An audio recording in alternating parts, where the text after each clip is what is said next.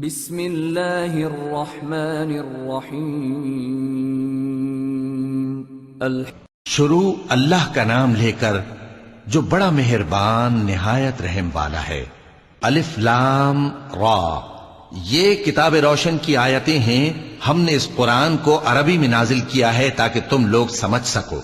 اے پیغمبر، ہم اس قرآن کے ذریعے سے جو ہم نے تمہاری طرف بھیجا ہے تمہیں ایک نہایت اچھا قصہ سناتے ہیں، اور تم اس سے پہلے بے خبر تھے۔ جب یوسف نے اپنے والد سے کہا کہ ابا، میں نے خواب میں 11 ستاروں اور سورج اور چاند کو دیکھا ہے، دیکھتا کیا ہوں کہ وہ مجھے سجدہ کر رہی ہیں۔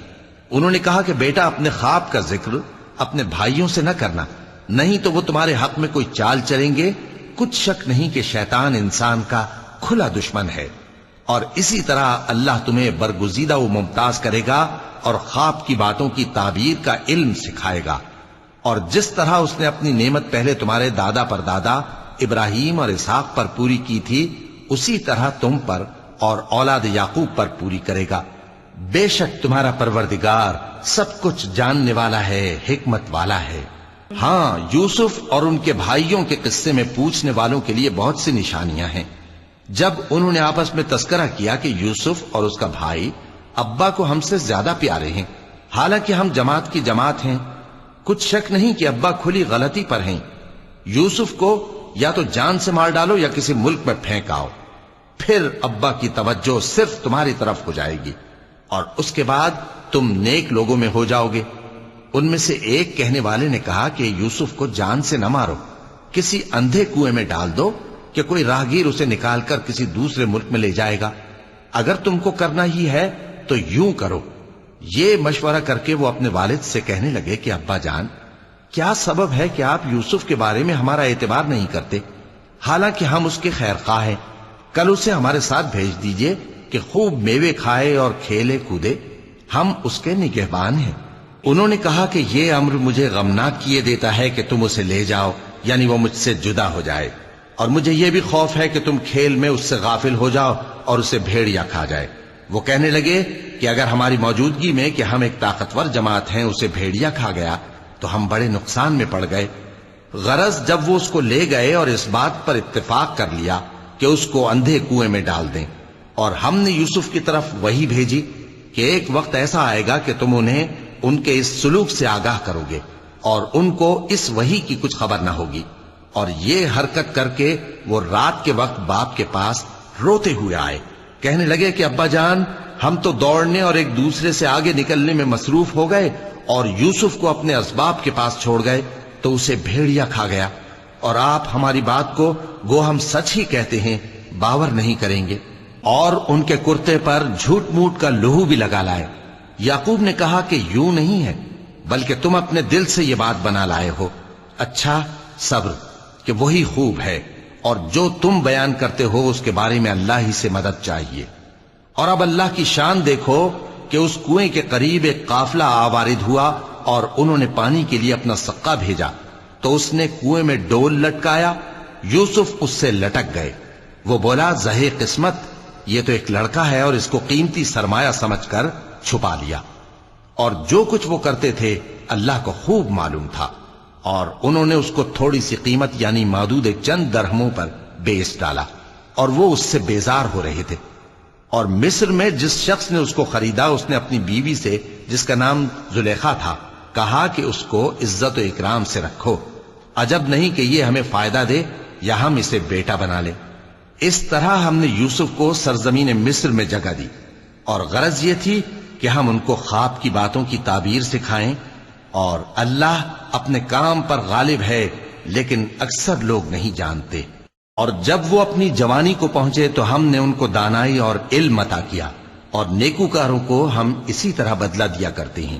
اور جس عورت کے گھر میں وہ رہتے تھے اس نے ان کو اپنی طرف مائل کرنا چاہا، اور دروازے بند کر کے کہنے لگی، یوسف جلدی آؤ۔ انہوں نے کہا کہ اللہ پناہ میں رکھے، وہ یعنی تمہارے میاں تو میرے آقا ہیں، انہوں نے مجھے اچھی طرح سے رکھا ہے، میں ایسا ظلم نہیں کر سکتا، بے شک ظالم لوگ فلاح نہیں پائیں گے۔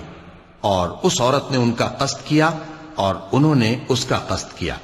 اگر وہ اپنے پروردگار کی نشانی نہ دیکھتے تو جو ہوتا سو ہوتا۔ یوں اس لیے کیا گیا کہ ہم ان سے برائی اور بے حیائی کو روک دیں.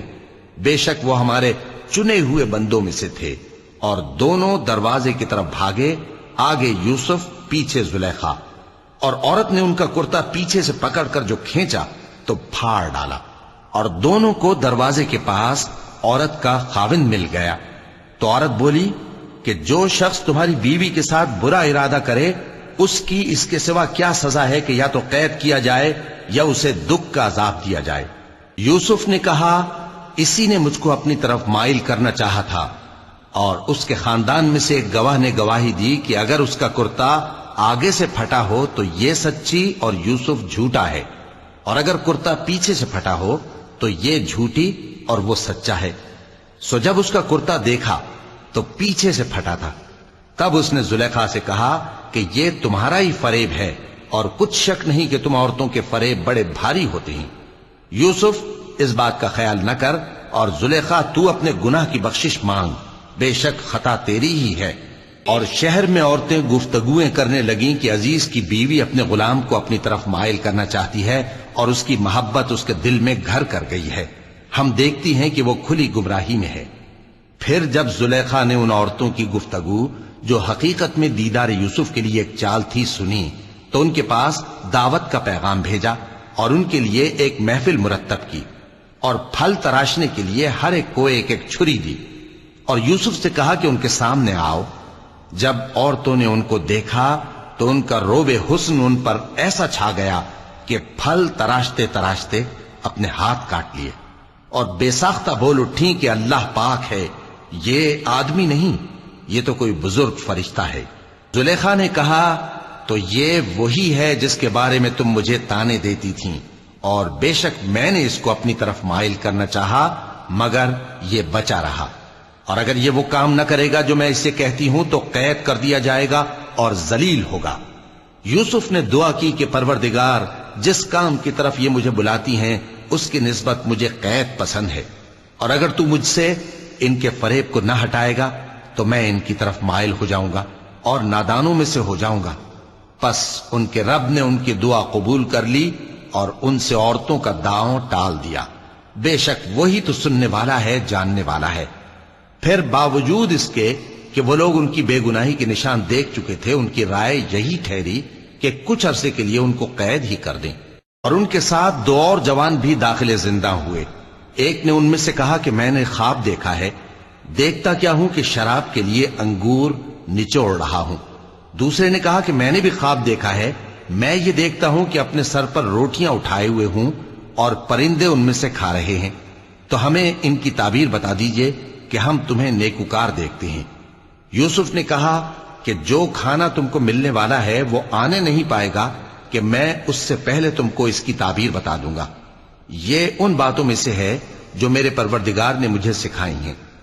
جو لوگ اللہ پر ایمان نہیں لاتے اور آخرت کا انکار کرتے ہیں، میں نے ان کا مذہب چھوڑ دیا ہے، اور میں اپنے باپ دادا ابراہیم اور اسحاق اور یعقوب کے مذہب پر چلتا ہوں. ہمیں شایع نہیں ہے کہ کسی چیز کو اللہ کے ساتھ شریک بنائیں. یہ اللہ کا فضل ہے ہم پر بھی اور لوگوں پر بھی، لیکن اکثر لوگ شکر نہیں کرتے. اے میرے قید خانے کے رفیقو، بھلا کئی جدا جدا آقا اچھے یا اللہ جو اکیلا ہے سب پر غالب ہے؟ جن چیزوں کی تم اللہ کے سوا پرستش کرتے ہو وہ صرف نام ہی نام ہیں جو تم نے اور تمہارے باپ دادا نے رکھ لیے ہیں. اللہ نے ان کی کوئی سند نازل نہیں کی. سن رکھو کہ اللہ کے سوا کسی کی حکومت نہیں ہے. اس نے ارشاد فرمایا ہے کہ اس کے سوا کسی کی عبادت نہ کرو، یہی سیدھا دین ہے، لیکن اکثر لوگ نہیں جانتے. اے میرے قید خانے کے رفیقو، تم میں سے ایک جو پہلا خواب بیان کرنے والا ہے وہ تو اپنے آقا کو شراب پلایا کرے گا، اور جو دوسرا ہے وہ سولی دیا جائے گا اور پرندے اس کا سر نوچ کھائیں گے. جو بات تم مجھ سے پوچھتے تھے وہ فیصل ہو چکی ہے. اور ان دونوں میں سے جس کی نسبت یوسف نے خیال کیا کہ وہ رہائی پا جائے گا، اس سے کہا کہ اپنے آقا سے میرا ذکر بھی کر دینا. پھر شیطان نے اسے ان کا اپنے آقا سے ذکر کرنا بھلا دیا، اور یوسف کئی برس قید خانے ہی میں رہے. اور بادشاہ نے کہا کہ میں نے خواب دیکھا ہے، دیکھتا کیا ہوں کہ 7 موٹی گائیں ہیں جن کو 7 دبلی گائیں کھا رہی ہیں. اور 7 خوشے سبز ہیں اور 7 خشک۔ اے درباریو، اگر تم خوابوں کی تعبیر دے سکتے ہو تو مجھے میرے خواب کی تعبیر بتاؤ۔ انہوں نے کہا یہ خواب تو پریشان خیالی سے ہیں اور ہمیں ایسے خوابوں کی تعبیر نہیں آتی۔ اور وہ شخص جو دونوں قیدیوں میں سے رہائی پا گیا تھا اور جسے مدت کے بعد وہ بات یاد آ گئی، بول اٹھا کہ میں آپ کو اس کی تعبیر لا بتاتا ہوں، مجھے قید خانے جانے کی اجازت دیجیے۔ غرض وہ یوسف کے پاس آیا اور کہنے لگا، یوسف، اے بڑے سچے یوسف، ہمیں اس خواب کی تعبیر بتائیے کہ 7 موٹی گایوں کو 7 دبلی گائیں کھا رہی ہیں اور 7 خوشے سبز ہیں اور 7 سوکھے، تاکہ میں لوگوں کے پاس واپس جا کر تعبیر بتاؤں۔ عجب نہیں کہ وہ تمہاری قدر جانے۔ انہوں نے کہا کہ تم لوگ 7 سال متواتر کھیتی کرتے رہو گے، تو جو غلہ کاٹو تو تھوڑے سے غلے کے سوا جو کھانے میں آئے باقی کو خوشوں میں ہی رہنے دینا۔ پھر اس کے بعد خشک سالی کے 7 سخت سال آئیں گے کہ جو غلہ تم نے جمع کر رکھا ہوگا وہ سب کو کھا جائیں گے، صرف وہی تھوڑا سا رہ جائے گا جو تم احتیاط سے رکھ چھوڑو گے۔ پھر اس کے بعد ایک ایسا سال آئے گا کہ خوب مے برسے گا اور لوگ اس میں رس نچوڑیں گے۔ اور یہ تعبیر سن کر بادشاہ نے حکم دیا کہ یوسف کو میرے پاس لے آؤ۔ سو جب قاصد ان کے پاس گیا تو انہوں نے کہا کہ اپنے آقا کے پاس واپس جاؤ اور اس سے پوچھو کہ ان عورتوں کا کیا حال ہے جنہوں نے اپنے ہاتھ کاٹ لیے تھے، بے شک میرا پروردگار ان کے فریب سے خوب واقف ہے۔ بادشاہ نے عورتوں سے پوچھا کہ تمہارا کیا قصہ تھا جب تم نے یوسف کو اپنی طرف مائل کرنا چاہا؟ سب بول اٹھیں کہ اللہ پاک ہے، ہم نے اس میں کوئی برائی معلوم نہیں کی۔ عزیز کی بیوی نے کہا، اب سچی بات تو ظاہر ہو ہی گئی ہے، اصل یہ ہے کہ میں نے اس کو اپنی طرف مائل کرنا چاہا تھا اور وہ بے شک سچا ہے۔ یوسف نے کہا کہ میں نے یہ بات اس لیے پوچھی ہے کہ عزیز کو یقین ہو جائے کہ میں نے اس کی پیٹھ پیچھے اس کی امانت میں خیانت نہیں کی، اور اللہ خیانت کرنے والوں کی چال کو چلنے نہیں دیتا۔ اور میں اپنے آپ کو پاک صاف نہیں کہتا، کیونکہ نفس امارہ انسان کو برائی ہی سکھاتا رہتا ہے، مگر یہ کہ میرا پروردگار رحم فرمائے، بے شک میرا پروردگار بخشنے والا ہے، مہربان ہے۔ اور بادشاہ نے حکم دیا کہ اسے میرے پاس لاؤ، میں اسے اپنا مصاحب خاص بناؤں گا۔ پھر جب ان سے گفتگو کی تو کہا کہ آج سے تم ہمارے ہاں صاحب منزلت ہو اور صاحب اعتبار ہو۔ یوسف نے کہا، مجھے زرعی پیداوار پر مقرر کر دیجئے، کیونکہ میں حفاظت بھی کر سکتا ہوں اور اس کام سے واقف بھی ہوں۔ اس طرح ہم نے یوسف کو ملک مصر میں جگہ دی اور وہ اس ملک میں جہاں چاہتے تھے رہتے تھے۔ ہم اپنی رحمت جس پر چاہتے ہیں کرتے ہیں اور نیکوکاروں کے اجر کو ضائع نہیں کرتے، اور جو لوگ ایمان لائے اور ڈرتے رہے ان کے لیے آخرت کا اجر بہت بہتر ہے۔ اور یوسف کے بھائی کنعان سے مصر میں غلہ خریدنے کے لیے آئے تو یوسف کے پاس گئے، تو یوسف نے ان کو پہچان لیا اور وہ ان کو نہ پہچان سکے۔ اور جب یوسف نے ان کے لیے ان کا سامان تیار کر دیا تو کہا کہ پھر آنا تو جو باپ کی طرف سے تمہارا ایک اور بھائی ہے اسے بھی میرے پاس لیتے آنا۔ کیا تم نہیں دیکھتے کہ میں ناب بھی پوری پوری دیتا ہوں اور مہمانداری بھی خوب کرتا ہوں؟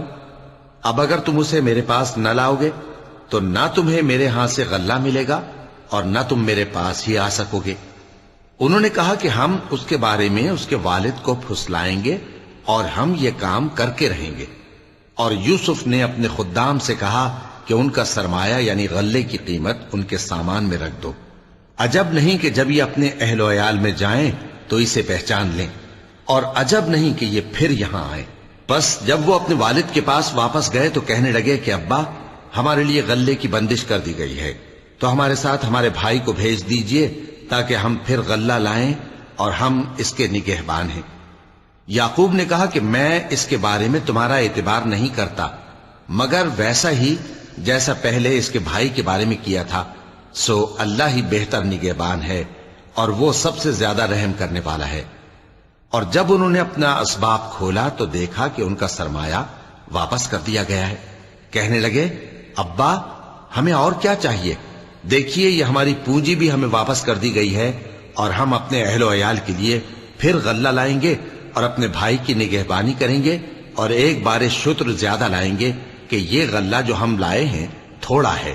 یعقوب نے کہا کہ جب تک تم اللہ کا عہد نہ دو کہ اس کو میرے پاس صحیح و سالم لے آؤ گے میں اسے ہرگز تمہارے ساتھ نہیں بھیجنے کا، مگر یہ کہ تم گھیر لیے جاؤ یعنی بے بس ہو جاؤ تو مجبوری ہے۔ پس جب انہوں نے والد کو اپنا قول دیا تو یعقوب نے کہا کہ جو قول و قرار ہم کر رہے ہیں اس کا اللہ ضامن ہے، اور فرمایا کہ اے میرے بیٹو، ایک ہی دروازے سے داخل نہ ہونا بلکہ جدا جدا دروازوں سے داخل ہونا، اور میں اللہ کی تقدیر کو تو تم سے روک نہیں سکتا، بے شک حکم اللہ ہی کا ہے، میں اسی پر بھروسہ رکھتا ہوں، اور اہل توکل کو اسی پر بھروسہ رکھنا چاہیے۔ اور جب وہ ان مقامات سے داخل ہوئے جہاں جہاں سے داخل ہونے کے لیے ان کے والد نے ان سے کہا تھا، تو وہ تدبیر اللہ کے حکم کو ذرا بھی ٹال نہیں سکتی تھی۔ ہاں، وہ یعقوب کے دل کی خواہش تھی جو انہوں نے پوری کی تھی، اور بے شک وہ صاحب علم تھے، کیونکہ ہم نے ان کو علم سکھایا تھا، لیکن اکثر لوگ نہیں جانتے۔ اور جب وہ لوگ یوسف کے پاس پہنچے تو یوسف نے اپنے حقیقی بھائی کو اپنے پاس جگہ دی اور کہا کہ میں تمہارا بھائی ہوں، تو جو سلوک یہ ہمارے ساتھ کرتے رہے ہیں اس پر افسوس نہ کرنا۔ پھر جب ان کا اسباب تیار کر دیا تو اپنے بھائی کے تھیلے میں آپ خورا رکھ دیا۔ پھر جب وہ آبادی سے باہر نکل گئے تو ایک پکارنے والے نے آواز دی کہ قافلے والو، تم تو چور ہو۔ وہ ان کی طرف متوجہ ہو کر کہنے لگے کہ تمہاری کیا چیز کھوئی گئی ہے؟ وہ بولے کہ بادشاہ کا کٹورا کھویا گیا ہے، اور جو شخص اس کو لے کے آئے اس کے لیے ایک بار شتر انعام، اور میں اس کا ضامن ہوں۔ وہ کہنے لگے کہ اللہ کی قسم، تم کو معلوم ہے کہ ہم اس ملک میں اس لیے نہیں آئے کہ خرابی کریں، اور نہ ہم چوری کیا کرتے ہیں۔ وہ بولے کہ اگر تم جھوٹے نکلے یعنی چوری ثابت ہوئی تو اس کی سزا کیا؟ انہوں نے کہا کہ اس کی سزا یہ کہ جس کے تھیلے میں وہ دستیاب ہو وہی اس کا بدل قرار دیا جائے، ہم ظالموں کو یہی سزا دیا کرتی ہیں۔ پھر یوسف نے اپنے بھائی کے تھیلے سے پہلے ان کے تھیلوں کو دیکھنا شروع کیا، پھر اپنے بھائی کے تھیلے میں سے اس کو نکال لیا۔ اس طرح ہم نے یوسف کے لیے تدبیر کی، ورنہ بادشاہ کے قانون کے مطابق وہ اپنے بھائی کو لے نہیں سکتے تھے، مگر یہ کہ اللہ چاہے۔ ہم جس کے چاہتے ہیں درجے بلند کرتے ہیں، اور ہر علم والے سے بڑھ کر ایک بڑا علم والا ہے۔ برادران یوسف نے کہا کہ اگر اس نے چوری کی ہو تو کچھ عجب نہیں کہ اس کے ایک بھائی نے بھی پہلے چوری کی تھی، مگر یوسف نے اس بات کو اپنے دل میں مخفی رکھا اور ان پر ظاہر نہ ہونے دیا، یعنی زیر لب کہا کہ تم بڑے برے ہو، اور جو تم بیان کرتے ہو اللہ اسے خوب جانتا ہے۔ وہ کہنے لگے کہ اے عزیز، اس کے والد بہت بوڑھے ہیں اور اس سے بہت محبت رکھتے ہیں، تو اس کو چھوڑ دیجئے اور اس کی جگہ ہم میں سے کسی کو رکھ لیجئے، ہم دیکھتے ہیں کہ آپ احسان کرنے والے ہیں۔ یوسف نے کہا کہ اللہ پناہ میں رکھے کہ جس شخص کے پاس ہم نے اپنی چیز پائی ہے اس کے سوا کسی اور کو پکڑ لیں، ایسا کریں تو ہم بڑے بے انصاف ہیں۔ آخر جب وہ اس سے نا امید ہو گئے تو الگ ہو کر صلاح کرنے لگے۔ سب سے بڑے نے کہا کیا تم نہیں جانتے کہ تمہارے والد نے تم سے اللہ کا عہد لیا ہے، اور اس سے پہلے بھی تم یوسف کے بارے میں قصور کر چکے ہو، تو جب تک والد صاحب مجھے اجازت نہ دیں میں تو اس جگہ سے ہلنے کا نہیں، یا اللہ میرے لیے کوئی فیصلہ کرے، اور وہ سب سے بہتر فیصلہ کرنے والا ہے۔